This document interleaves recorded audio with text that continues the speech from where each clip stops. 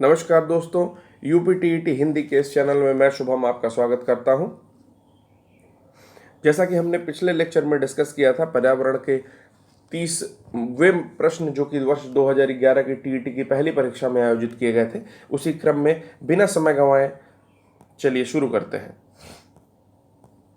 आज हम 27 जून 2013 को आयोजित हुई टीईटी की परीक्षा के प्रश्नों को डिस्कस करेंगे।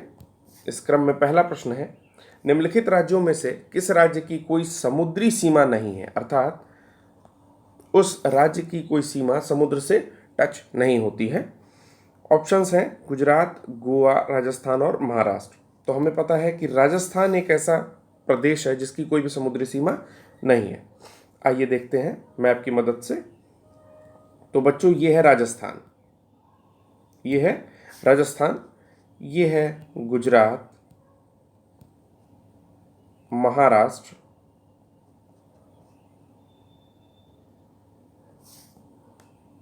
कर्नाटक, ये जो छोटा दिख रहा है ये है गोवा,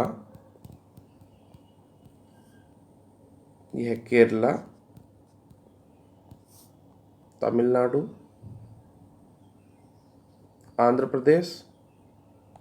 ठीक है, 2 जून 2014 को इससे तेलंगाना अलग कर दिया गया है, परंतु तेलंगाना कुछ यहां पर है। ठीक है, तेलंगाना इस पार्ट में है, अर्थात तेलंगाना की भी कोई समुद्री सीमा नहीं है। फिर उड़ीसा,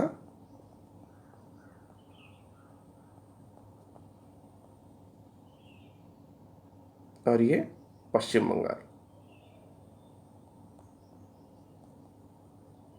ठीक है, तो हमने आपको राज्य गिनवा दिए जिनकी समुद्री सीमा है। पश्चिम बंगाल, उड़ीसा, आंध्र प्रदेश, तमिलनाडु, केरल, कर्नाटक, गोवा, महाराष्ट्र और गुजरात, इनकी समुद्री सीमा है। आइए अब कुछ विशेष बातें और जान लेते हैं।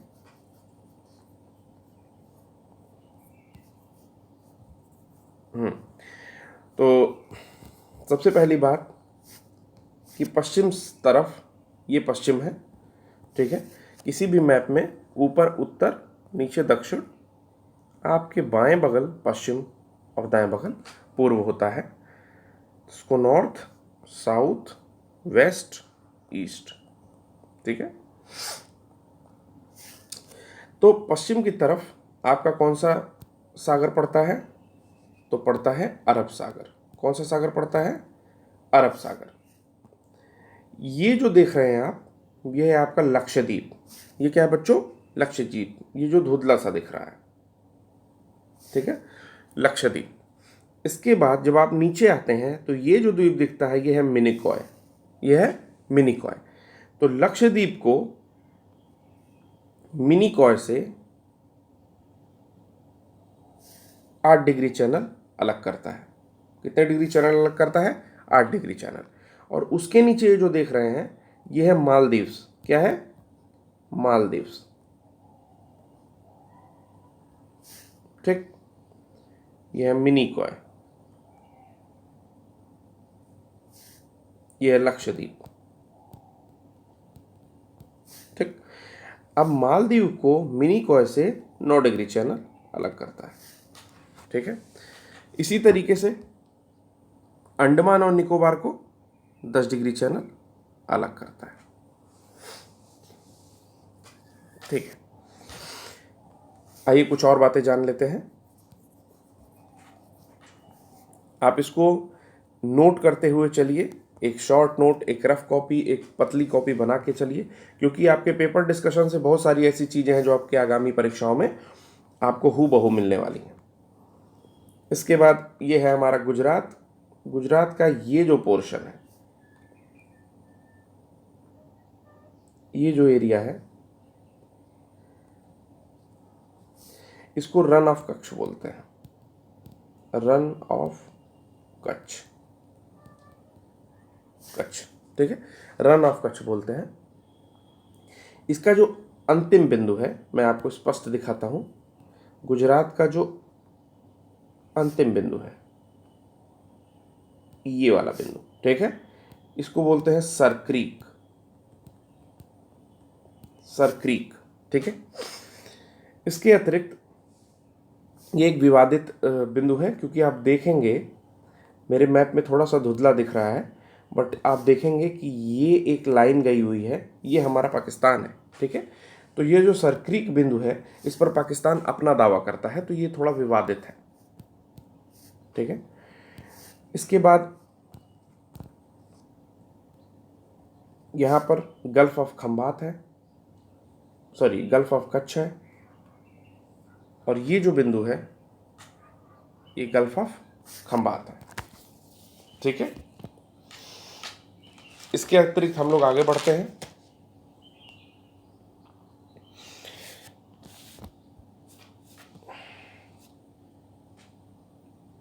महाराष्ट्र वाले पॉइंट को इसे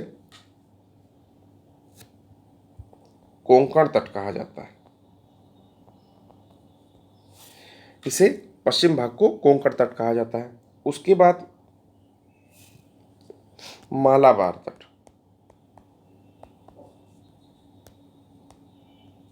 ठीक है। यदि हम लोग इस तरफ आएंगे तो इस तट को बोला जाता है कोरोमंडल तट,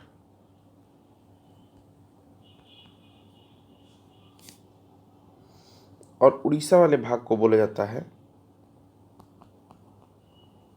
उत्तरी सरकार, CIRCARS, ओके। तो ये कुछ और महत्वपूर्ण बातें थी जो मैंने आपको यहाँ पर बताई। इसके अतिरिक्त आपको जानना चाहिए कि जो हमारा महाराष्ट्र है वो कुल मिलाकर के 7 द्वीपों पर बसा हुआ है। ये जो महाराष्ट्र है ये कुल 7 द्वीपों पर बसा हुआ है, ठीक है। यदि प्रश्न में पूछता है तो आप सैलिसेट द्वीप पर बसे हुए महाराष्ट्र के बारे में बताएंगे, लेकिन यदि 7 द्वीप पूछ लेता है तो ये 7 द्वीप हैं: बॉम्बे, मझगांव, पारेल, वर्ली, माहिम, लिटिल कोलाबा, ठीक है। हालांकि ऐसे प्रश्न अभी तक पूछे नहीं हैं, फिर भी जानकारी के लिए मैंने आपको बता दिया। आगे चलते हैं।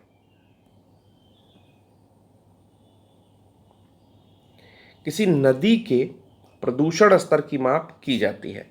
कोई नदी कितनी प्रदूषित है इसकी माप कैसे करते हैं? तो आइए ऑप्शन देखते हैं: ATP, STP, BOD या WPL।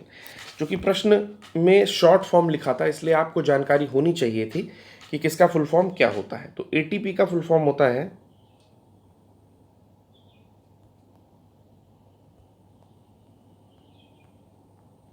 Adenosine try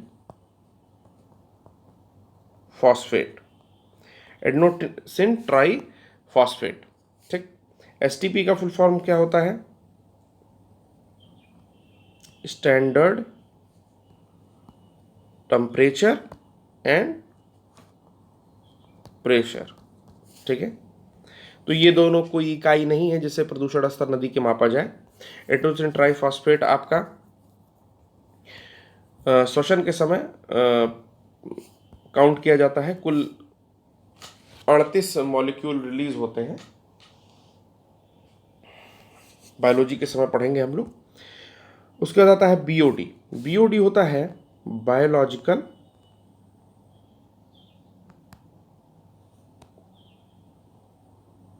oxygen demand, ठीक है। इसको BOD बोलते हैं, ठीक ना।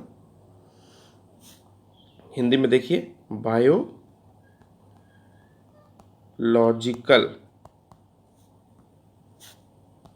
Oxygen demand, okay. तो बायोलॉजिकल ऑक्सीजन डिमांड क्या होता है? सबसे पहले हम समझते हैं सुपोषण क्या होता है। एक टर्म है सुपोषण, साथ में समझते चलते हैं, ठीक। सुपोषण को बोलते हैं यूट्रोफिकेशन, यूट्रोफिकेशन, EUTROFICATION, FICATION। ठीक। सुपोषण या यूट्रोफिकेशन क्या होता है? जब खेतों में, सपोज करिए मैं खेत के एग्जांपल से बता रहा हूँ, आप किसी भी औद्योगिक इकाई के एग्जांपल से भी इस चीज को ले सकते हैं, बट हमें एक सरल भाषा के कारण खेत का एग्जांपल लेते हैं। मान लीजिए खेत है और यहां पर कोई तालाब है, ठीक है। तो खेतों में फसलें हुई हैं, आपने इस पर फर्टिलाइजर छिड़क दिया। क्या छिड़क दिया? फर्टिलाइजर छिड़क दिया। फर्टिलाइजर मतलब उर्वरक डाल दिया। कुछ दिन बाद बारिश होती है और बारिश के बाद इस खेत में पानी भरता है और ये पानी निकल करके पास के तालाब या गड्ढे में चला जाता है। ऐसी स्थिति आपने, जो भी बच्चे गांव में रहते हैं या गांव की स्थिति देखते हैं, तो ऐसा आपने बहुत बार देखा होगा कि गांव से खेत का पानी, या यदि इसे औद्योगिक इकाइयों से कंपेयर कर दिया जाए, जो कि एक वास्तविक डेफिनेशन है, तो औद्योगिक इकाइयों से निकलने वाला कचरा कहाँ चला जाता है? पास के किसी तालाब या गड्ढे या पोखरे में चला जाता है। ठीक है, मान लीजिए कि वो तालाब है। अब इसमें बहा हुआ पानी पहुंचा, ठीक है, और जितना भी आपने फर्टिलाइजर यानी कि उर्वरक यूज किया था वो नीचे यहां पर पहुंच गया।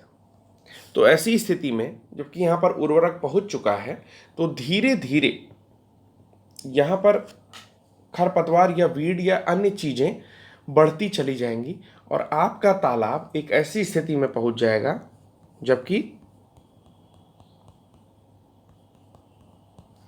यहां पर पौधे लाइकेन ज्यादा हो जाएंगे। ठीक है, और इस स्थिति को सुपोषण कहते हैं। ठीक है, जबकि बह बह के आए हुए उर्वरक या पोटाश या नाइट्रोजन के कारण, उनके यौगिकों के कारण आपके तालाब में एक ऐसी स्थिति आती है कि पोषण जो है वो आप ज़्यादा पा गए, यानी कि पेड़ पौधे अब ज़्यादा मात्रा में उग जाएंगे। तो जब पेड़ पौधे ज़्यादा मात्रा में उग जाते हैं तो पहला तो प्रकाश संश्लेषण में कमी आती है। जो अंदर के पौधे रहेंगे, अगर मान लीजिए कि ये तालाब है और सरफेस पर ही बहुत ज़्यादा चीज़ें उग गई, तो नीचे रहने वाले जीव जंतुओं को पहले तो ऑक्सीजन नहीं मिलेगा प्रॉपर। ठीक है, नीचे रहने वाले पेड़ पौधों को प्रकाश संश्लेषण में परेशानी होगी। ठीक, तो अब आते हैं बीओडी पर। बीओडी क्या होता है?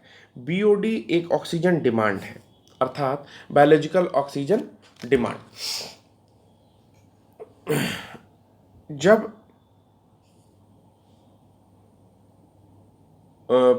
किसी पारिस्थितिकी क्षेत्र में उपस्थित जीवधारियों को प्रॉपर, अर्थात उतनी ऑक्सीजन ना मिल पाए जितनी की उनकी डिमांड है, तो ऐसी स्थिति को बायोलॉजिकल ऑक्सीजन डिमांड कहते हैं। बायोलॉजिकल ऑक्सीजन डिमांड जितनी अधिक होगी, माना जाता है पानी के प्रदूषण का स्तर उतना अधिक होगा। यानी कि यदि बायोलॉजिकल ऑक्सीजन डिमांड सपोज करिए कि 5 है, तो पानी का प्रदूषण स्तर, जबकि बायोलॉजिकल ऑक्सीजन डिमांड 15 है, उससे अच्छा होगा। अर्थात जैसे जैसे बायोलॉजिकल ऑक्सीजन डिमांड बढ़ रही है, पानी का स्तर खराब होता चला जा रहा है। इसीलिए पानी में प्रदूषण के स्तर को मापने का एक साधन है। होता क्या है कि जो भी जीवाणु आपके तालाब में होते हैं, क्या होते हैं? जीवाणु, बैक्टीरिया, ये कोशिश करते हैं कि जो भी कार्बनिक पदार्थ है उनको डिकम्पोज किया जाए। इसलिए ये जीवाणु अधिक से अधिक कार्बनिक पदार्थों को डिकम्पोज करने के में लग जाते हैं। ठीक, अब इस डिकम्पोजन के दौरान जीवाणुओं को ज्यादा मात्रा में ऑक्सीजन की जरूरत होती है। ठीक है, जो कि पानी में उपस्थित जो ऑक्सीजन होती है उससे पूरी नहीं होती है, इसलिए उन्हें अन्य मात्रा में ऑक्सीजन चाहिए। इसी को बायोलॉजिकल ऑक्सीजन डिमांड कहते हैं। आशा करता हूं आपको मोटी मोटे तौर पर समझ में आ गया होगा। आइए अगला प्रश्न देखते हैं। वायरस से होने वाला रोग है, तो ऐसा कौन सा रोग है जो वायरस से होता है? तो सर्वप्रथम ये जान जाइए कि वायरस से होने वाला कोई भी रोग प्राणघातक होता है। हालांकि बैक्टीरिया से होने वाले भी कुछ रोग प्राणघातक होते हैं और अन्य प्रोटोजोआ या किसी और माध्यम से भी होने वाले रोग प्राणघातक होते हैं, बट वायरस से होने वाला रोग निश्चित रूप से प्राणघातक होता है। ये एक तरीका है याद करने का, जैसे एड्स, ठीक है, जैसे कोविड-19, जैसे रेबीज, ठीक, और भी ऐसे प्राणघातक सबके सब वायरस से ही फैलते हैं।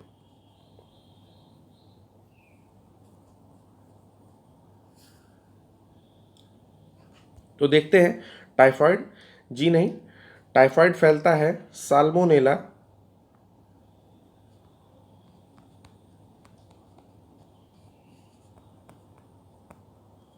टाइफी जीवाणु से, ठीक है।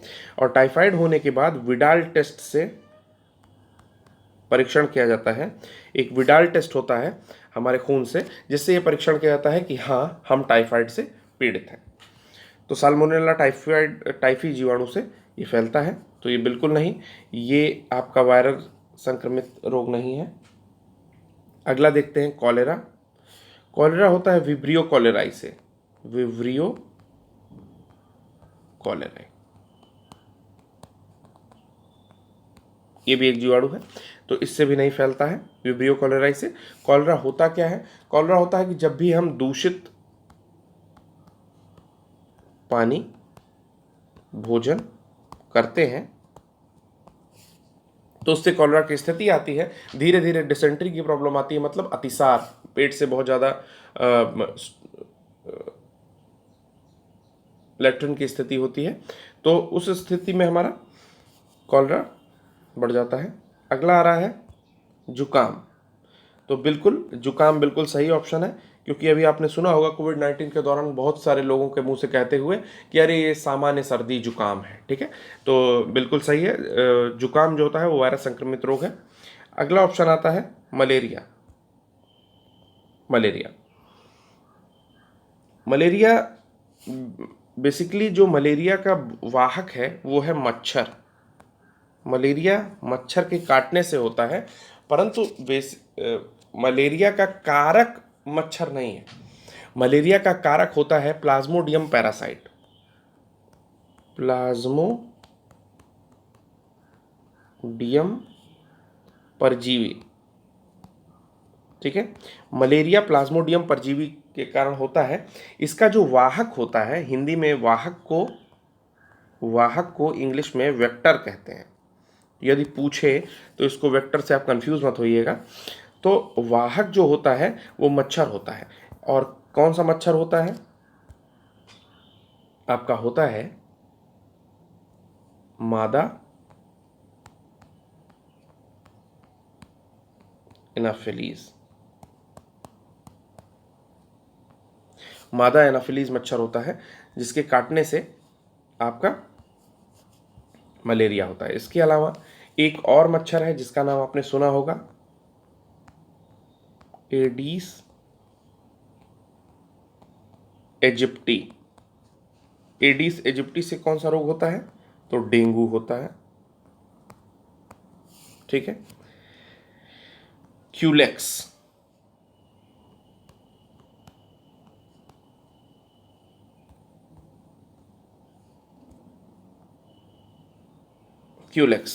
क्यूलेक्स मच्छर से कौन सा रोग होता है? तो हमारा जापानी इंसेफेलाइटिस,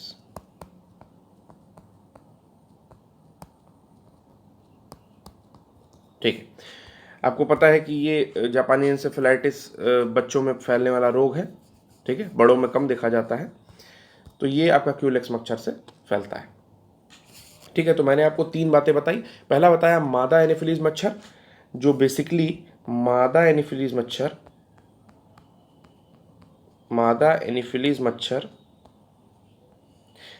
जिसके कारण मलेरिया होता है, ये मुख्यतया नाइट बाइटिंग करती हैं। नाइट बाइट, इनके लिए एक शब्द यूज होता है बिटवीन डस्क टू डॉन।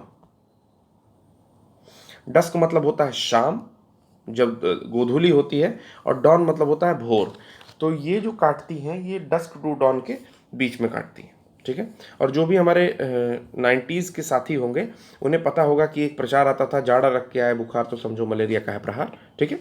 तो बिल्कुल इसमें जाड़ा लगता है और फिर बुखार आता है। अगला प्रश्न है, भारत में कृषि को प्रभावित करने वाले मौसम का सबसे महत्वपूर्ण तत्व है। कृषि को प्रभावित करने वाले, ठीक है। तो आपको पता है कि कृषि भारत में अभी भी वर्षा पर निर्भर करती है, तो अगर ऑप्शन हो तो वही ऑप्शन सही होगा, तापमान, आर्द्रता, पवन और बिल्कुल, ठीक है। भारत में अभी भी कृषि वर्षा पर आधारित है, तो इसलिए कृषि को प्रभावित करने वाला मौसम का सबसे बड़ा कारण वर्षा होगा, ठीक है। आते हैं एक बहुत महत्वपूर्ण प्रश्न है जिसके बारे में डिस्कशन करेंगे, वायुमंडल की सबसे ठंडी परत कौन सी है। सबसे ठंडी परत कौन सी है, तो इसमें देखते हैं तापमंडल, मध्यमंडल, क्षोभ मंडल या आयन मंडल, ठीक है। मुझे लग रहा है कि ये तापमंडल की जगह पर समतापमंडल होगा, क्योंकि आयन मंडल के अंदर, तापमंडल के अंदर ही आयन मंडल पाया जाता है। ये ऑप्शन अलग अलग नहीं होगा।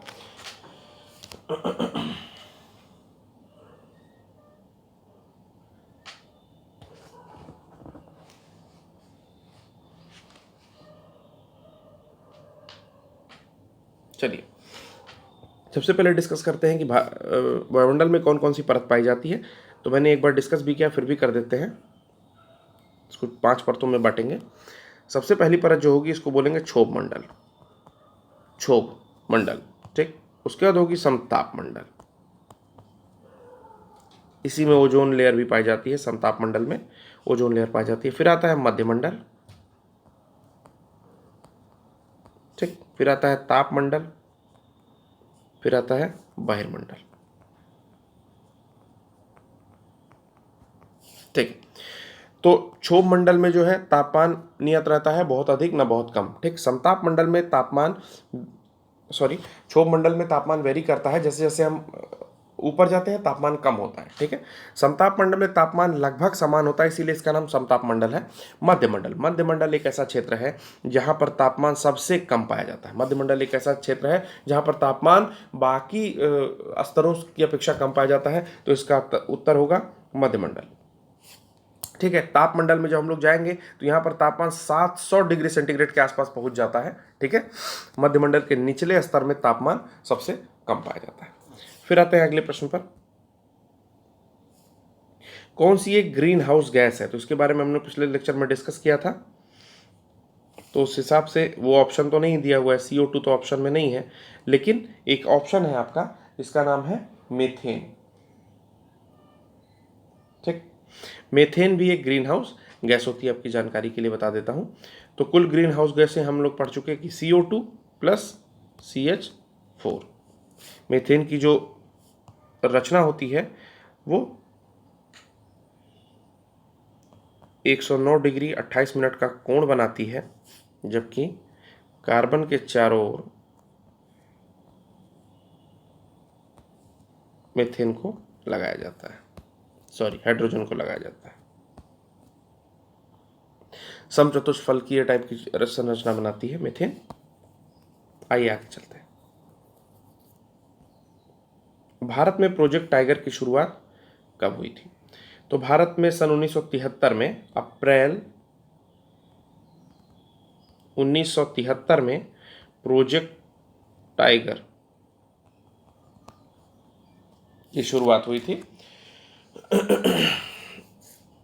वर्तमान में जो वर्ष 2019 की टाइगर जनगणना है, वर्ष 2019 की टाइगर जनगणना,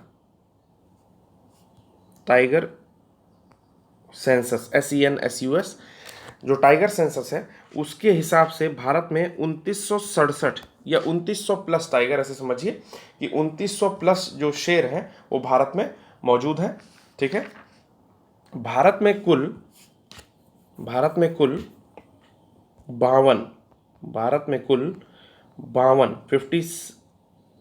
52 आपके टाइगर रिजर्व हैं, ठीक है।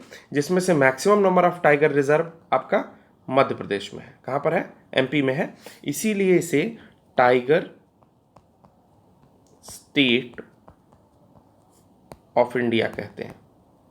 तो टाइगर स्टेट ऑफ इंडिया कौन है? आशा करता हूँ आपको ये जानकारी बहुत अच्छी लगी होगी। टाइगर स्टेट ऑफ इंडिया है मध्य प्रदेश। इसके अलावा ये जो 52वां है टाइगर रिजर्व,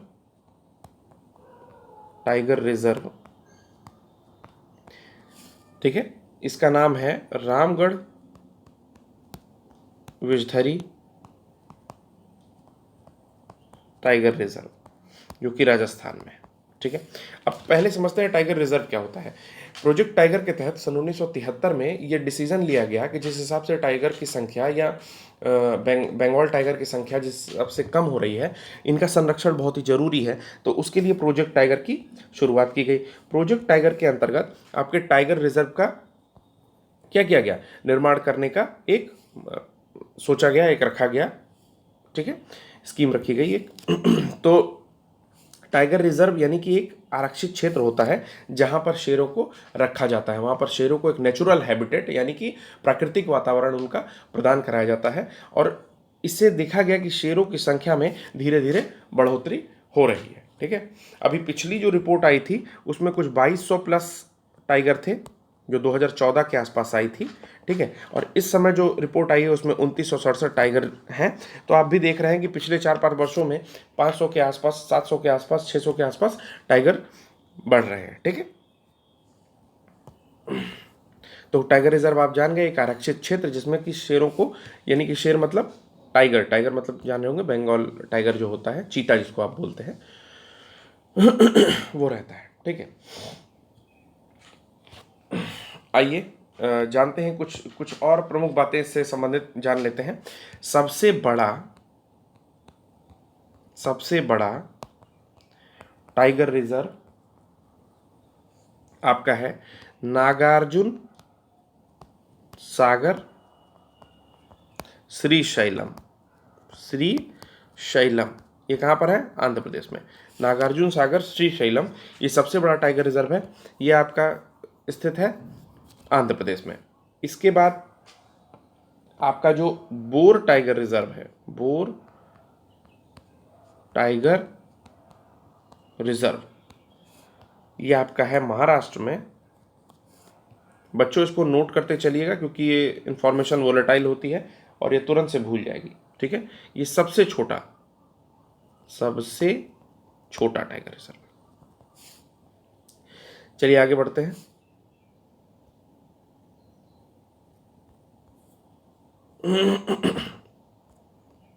पृथ्वी तल पर उस काल्पनिक रेखा को क्या कहते हैं जो 180 डिग्री के मेरिडियन याम उत्तर पर खींची गई है? अंतरराष्ट्रीय तिथि रेखा, कर्क रेखा, विषुवत रेखा या प्रधान यामोत्तर रेखा? तो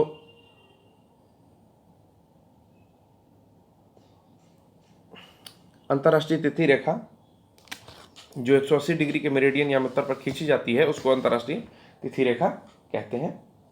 ठीक है, आइए और भी डिस्कस कर लेते हैं बाकी बिंदुओं पर।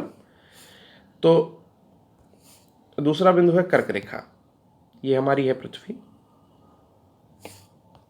पृथ्वी के मध्य से गुजरने वाली रेखा भूमध्य रेखा, या इसको इंग्लिश में कहते हैं इक्वेटर। ठीक है, जो कि पृथ्वी को 2 बराबर भागों में नॉर्थ और साउथ में डिवाइड करती है। भूमध्य रेखा के अलावा एक और रेखा होती है जो 23.5 डिग्री से गुजरती है, और एक नीचे भी उसी तरह की रेखा है जो 23.5 डिग्री से गुजरेगी। 23.5 डिग्री, इसको बोलते हैं कर्क रेखा जो कि उत्तरी गोलार्ध में है, और 23.5 डिग्री साउथ यानी कि दक्षिणी गोलार्ध में पड़ती है, इसको बोलते हैं मकर रेखा। इंग्लिश में बोलते हैं ट्रॉपिक ऑफ कैप्रिकॉन।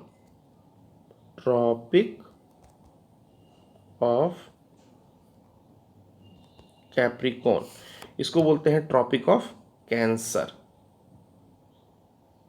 कर्क यानी कि कैंसर। चलिए, इसी भूमध्य रेखा को जो मैंने अभी डिस्कस किया, इसी भूमध्य रेखा को विषुवत रेखा भी कहते हैं, यानी कि इक्वेटर को ही विषुवत रेखा भी कहते हैं। आइए अब अगले प्रश्न पर आते हैं।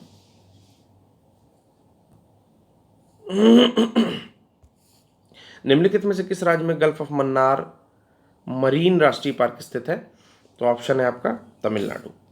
यदि हम भारत का मैप देखें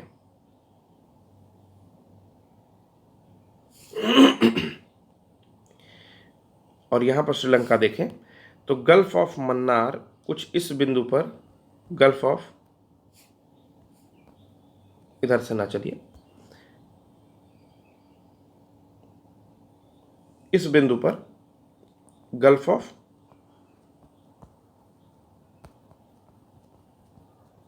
मन्नार मरीन नेशनल पार्क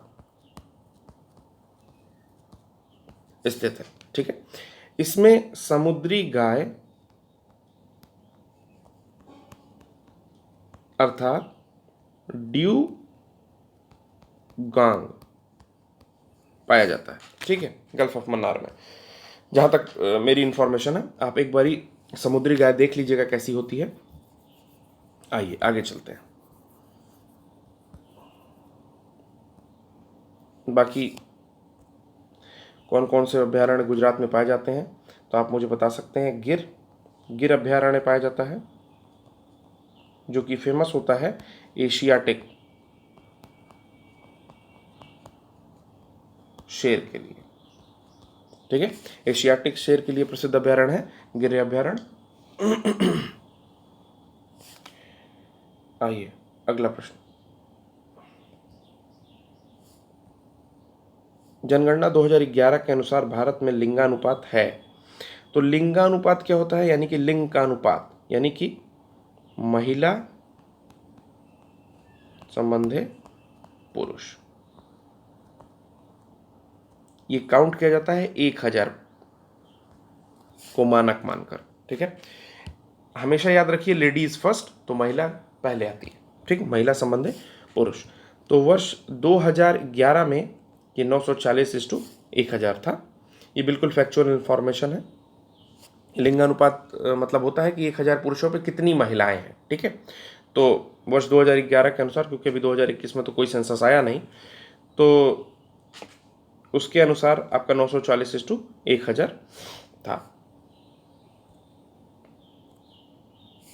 अगला प्रश्न है आपका, निम्नलिखित में से किसी एक प्राणी को किसान का मित्र कहा जाता है? तो ऐसा कौन सा प्राणी है जो किसान का मित्र कहलाएगा? मधुमक्खी, ये तो किसान की कोई मदद नहीं करता, काट लेगा किसान को। केंचुआ, बिल्कुल सही जवाब है केंचुआ।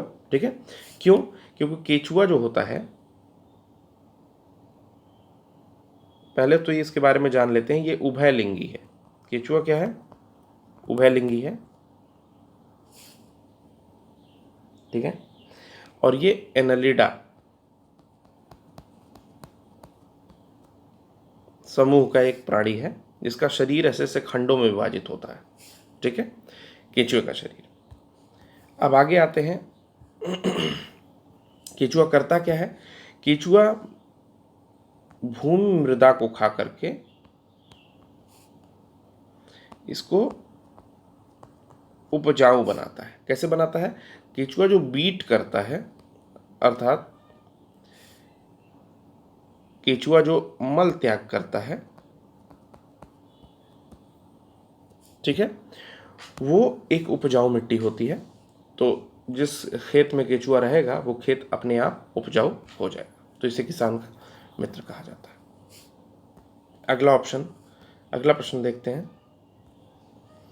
पर्यावरण को बचाने के लिए चिपको आंदोलन, देखिए चिपको आंदोलन बहुत ही महत्वपूर्ण है, परीक्षा की दृष्टि से चिपको आंदोलन बहुत ही महत्वपूर्ण है। शुरू कौन किया था और कहाँ हुआ था? तो चिपको आंदोलन जब शुरू हुआ था तो वो प्रदेश उत्तर प्रदेश था। ठीक, परंतु अब उत्तर प्रदेश जो है उत्तराखंड में या उत्तरांचल में विभाजित हो गया था वर्ष 2001 के आसपास।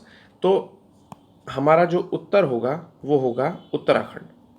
शुरू कौन किया था चिपको आंदोलन को? चिपको मूवमेंट या चिपको आंदोलन, चिपको आंदोलन शुरू किया गया था सुंदर लाल बहुगुणा। ठीक है, सुंदर लाल बहुगुणा के द्वारा चिपको आंदोलन की शुरुआत की गई थी। बाद में इसमें चंडी प्रसाद भट्ट तथा अन्य लोग भी शामिल होते गए, परंतु नाम सुंदरलाल बहुगुणा का लिया गया है। इसी वर्ष 2021 में सुंदरलाल बहुगुणा का देहावसान हो गया, इनकी मृत्यु हो गई। किसके कारण हुई? कोविड-19 के कारण इनकी मृत्यु हो गई।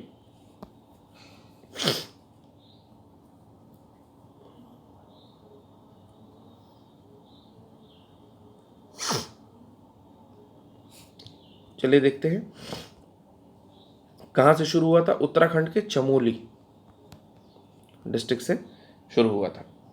ठीक है। आता है जीवों के व्यवहार के अध्ययन को क्या कहा जाता है? तो आपका इसका उत्तर होगा इटियोलॉजी।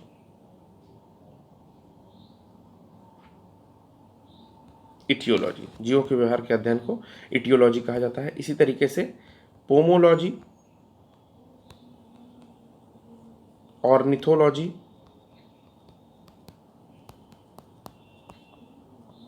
सर्पेंटोलॉजी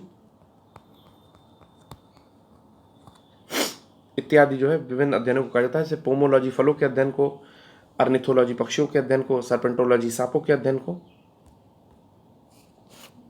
तथा अन्य अनेक अध्ययन है इनका भिन्न भिन्न नाम है। आगे हम लोग जब विस्तृत कक्षाएं करेंगे तो उसमें हम लोग डिस्कस करेंगे। अगला प्रश्न देखते हैं, समुद्री शैवाल किसका महत्वपूर्ण स्रोत है? तो ये याद करने वाला प्रश्न है, इसको बहुत ध्यान से देखिए और याद कर लीजिए। समुद्री शैवाल अर्थात समुद्र के अंदर जो शैवाल पाए जाते हैं उसमें आयोडीन की मात्रा सर्वाधिक होती है। आयोडीन का सिंबल आई है। ठीक है, आगे चलते हैं अगले प्रश्न की ओर। लाइकेन क्या है? तो लाइकेन मैंने बताया था क्या है, एक सहजीवी है। लाइकेन क्या है? एक सहजीवी है। प्रदूषण का, वायु प्रदूषण का इंडिकेटर है। इंडिकेटर, ठीक है, यानी कि ये बताता है कि वायु प्रदूषण बढ़ रहा है। ठीक है, वायु प्रदूषण का इंडिकेटर है लाइकेन। एक सहजीवी है। सहजीवी का मतलब क्या होता है? सहजीवी का मतलब होता है साथ साथ जीवन यापन करना, या सिम्बियोट। सिम्बियोट एक शब्द होता है, इसको सहजीवी कह रहे हैं। अर्थात भोजन कोई और बनाएगा और घर किसी और का होगा। ठीक है, जैसे हम लोग पीजी जानते हैं ना, पेइंग गेस्ट। पीजी में क्या होता है कि आप जाके किसी और के घर पर रहते हो, ठीक है, और वो आपको भोजन देता है, उसके बदले आप उसको क्या देते हो? पैसे देते हो। ठीक है, तो एक सिम्बियोट रिलेशन बनता है। उसी तरीके से लाइकेन होता है। लाइकेन क्या करता है? एक सहजीवी है। ये दूसरे प्राणी के ऊपर घर के रूप में रहता है और भोजन लेता है। आगे चलते हैं। सीएनजी का ईंधन के रूप में इस्तेमाल होता है। तो हमें पता है वाहनों और उद्योगों में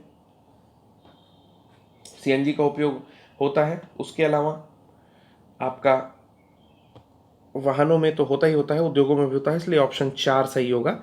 सीएनजी का फुल फॉर्म होता है कंप्रेस्ड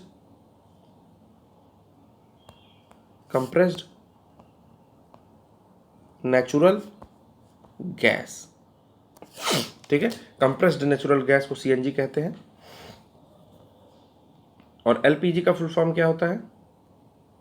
लिक्विफाइड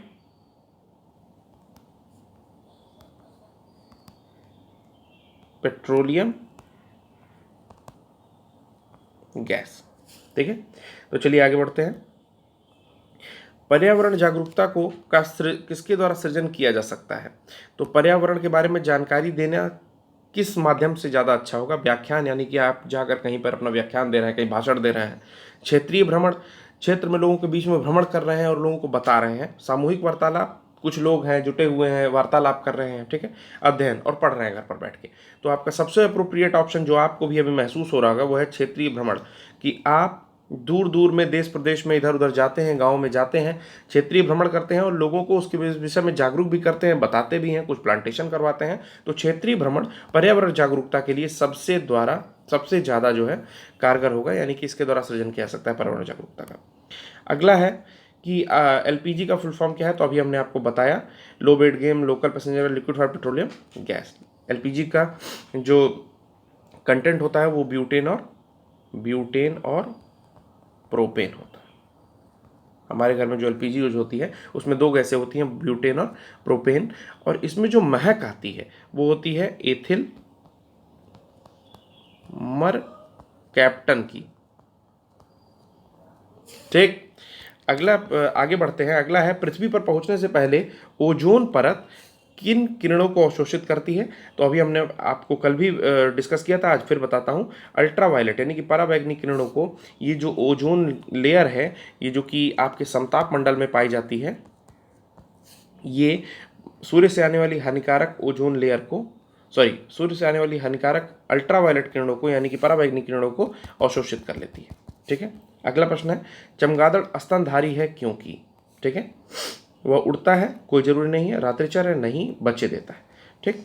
स्तनधारी का मतलब क्या हुआ? जिसके कान बाहर होते हैं।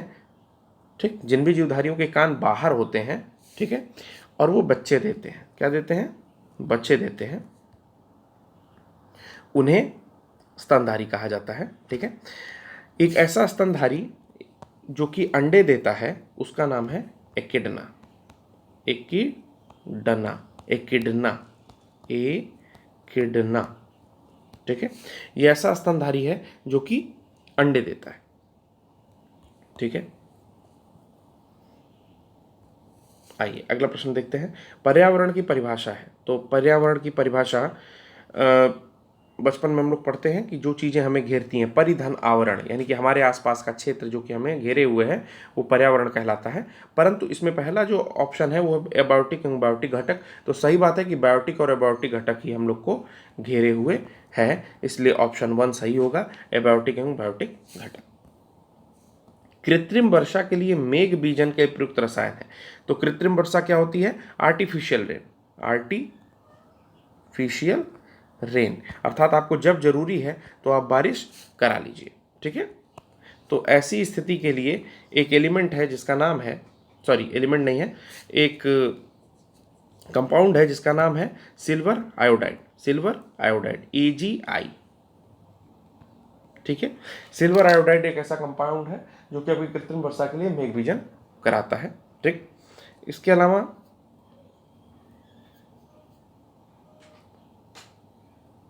इसमें और कुछ आपको अभी नहीं जानना है।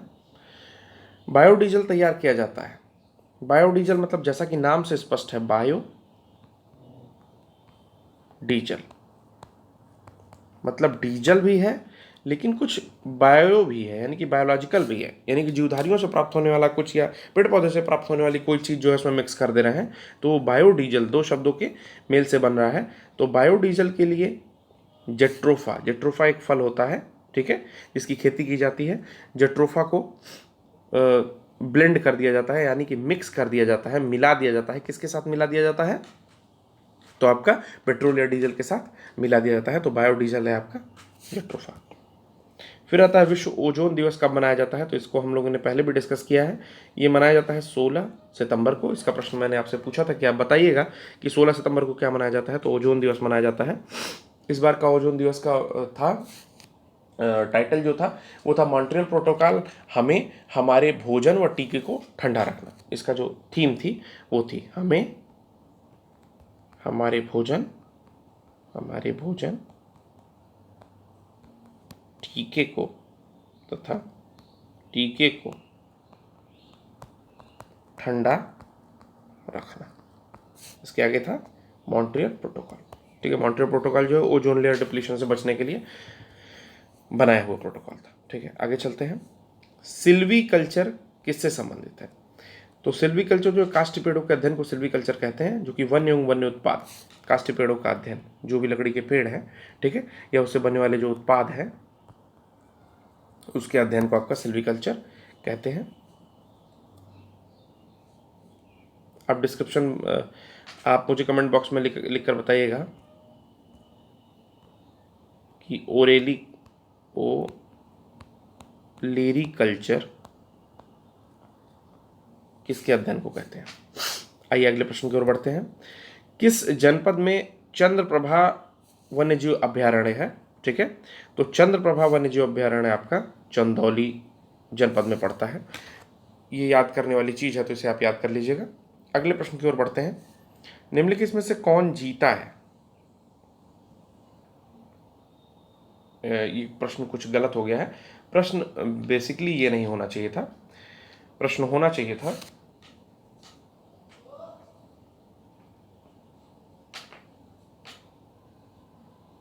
द्वितीय श्रेणी का उपभोक्ता, ये प्रश्न है।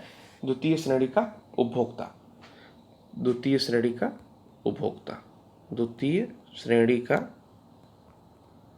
उपभोक्ता। तो आपको पता है कि बकरी ये प्रथम श्रेणी का उपभोक्ता है, ठीक है। हाथी ये भी प्रथम का है। सांप ये द्वितीय श्रेणी का उपभोक्ता है और शेर तृतीय श्रेणी का। आइए आते हैं अगले प्रश्न की ओर चलते हैं।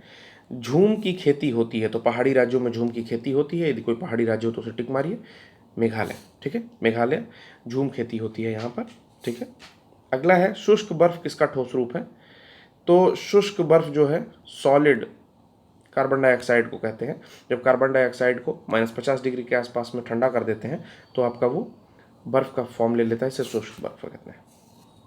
अगला है निम्नलिखित अंतर्राष्ट्रीय संस्थाओं में कौन सी संस्था वन्य जीव संरक्षण के प्रति समर्पित है?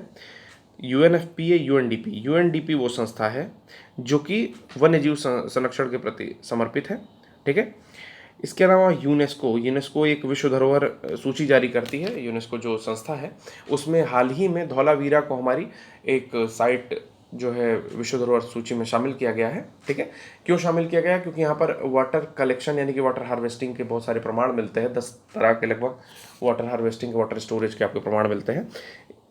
तो आज के लिए इतना ही। हम लोग कल फिर मिलेंगे, तब तक के लिए धन्यवाद। अपनी पढ़ाई जारी रखिएगा मित्रों।